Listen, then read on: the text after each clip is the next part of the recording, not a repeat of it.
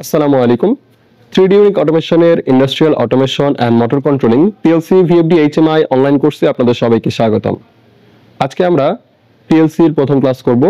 PLC কিভাবে hardware connection করা হয় এবং হার্ডওয়্যারের উপর ডিপেন্ড করে প্রোগ্রাম কিভাবে চেঞ্জ হয় সেই ফাংশনটি বোঝার চেষ্টা করব।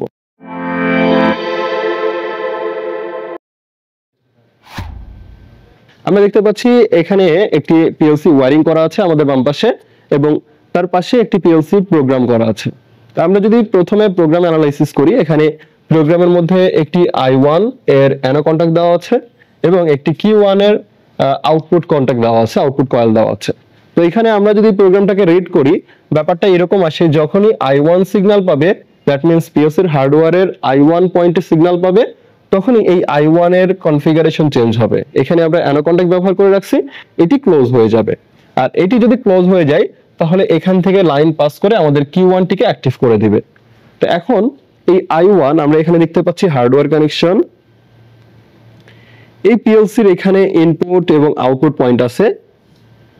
দেখতে পাচ্ছি এখানে এই পিএলসির ইনপুট এবং আউটপুট পয়েন্ট আছে। এখানে ইনপুটের পয়েন্টের মধ্যে আছে I1, I2, I3, I4, I5, 6, 7, 8, এগুলোকে বলা হয় পিএলসির ইনপুট পয়েন্ট। ঠিক একইভাবে Q1, Q2, Q3, Q4 এগুলোকে বলা হয় আউটপুট পয়েন্ট। তো আমরা একটু আগে দেখে আসলাম যে প্রোগ্রামের মধ্যে যখনই I1 সিগন্যাল পাবে, পাওয়ার সাথে সাথে আমাদের আউটপুট Q1 টি অ্যাক্টিভ হয়ে যাবে। দ্যাট মিন্স এই I1 এ সিগন্যাল পাওয়ার সাথে সাথে আমাদের Q1 অ্যাক্টিভ হয়ে যাবে। তো Q1 অ্যাক্টিভ হয়ে গেলে আমরা এই Q1 এর সাহায্যে কোন একটি লোডকে আমরা অ্যাক্টিভ করতে পারবো। তো আমরা চলুন আমাদের হার্ডওয়্যার কানেকশনে দেখি কি করা আছে। তো এখানে একটি পুশ বাটন সুইচ I1 পয়েন্টে কানেক্ট করা আছে এবং Q1 এর সাথে একটি বাতি কানেক্ট করা আছে। তো আমরা এটাকে একটু সিমুলেশন করি, আসলে আমরা এর ইনপুটে সিগন্যাল দেওয়ার সাথে সাথে প্রোগ্রামে কিভাবে চেঞ্জ হয় সেই ফাংশনটি দেখি। পাওয়ার অন করি পিএলসির। খেয়াল করবেন পিএলসির পাওয়ার অন করব, আমরা এখন সার্কিট ব্রেকারটি অন করি।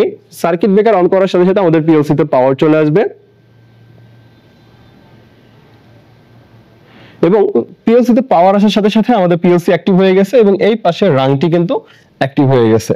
এখানে এই কন্টাক্টটি অ্যানো কন্টাক্ট ব্যবহার করার কারণে লাইনটি কিন্তু এই পর্যন্ত এসে থেমে গেছে, এরপরে কিন্তু আর পাস করতে পারে নাই। এখানে ঠিক একইভাবে এখানে একটি অ্যানো পুশ বাটন সুইচ ব্যবহার করা হয়েছে, যার কারণে লাইনটি কিন্তু এই সুইচের একটি প্রান্তে এসে থেমে গেছে, অপর প্রান্তে কিন্তু পাস করতে পারে নাই।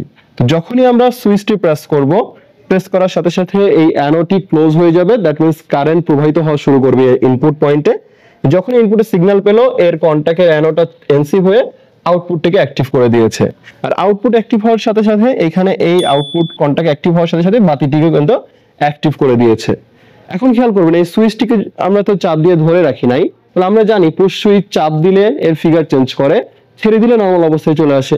তো এইটা যখনই নরমাল অবস্থায় চলে আসে তখনই কিন্তু এর মধ্যে দিয়ে কারেন্ট প্রবাহিত হওয়া বন্ধ হয়ে গেছে। দ্যাট মিন্স এই ইনপুট পয়েন্টে এখন কোনো সিগন্যাল নাই, যার কারণে আমাদের প্রোগ্রামের যে I1 ফাংশনটি আমরা ব্যবহার করেছিলাম, কন্টাক্টটি ব্যবহার করেছিলাম, সেটিও কিন্তু নরমাল ফিগারে চলে আসছে।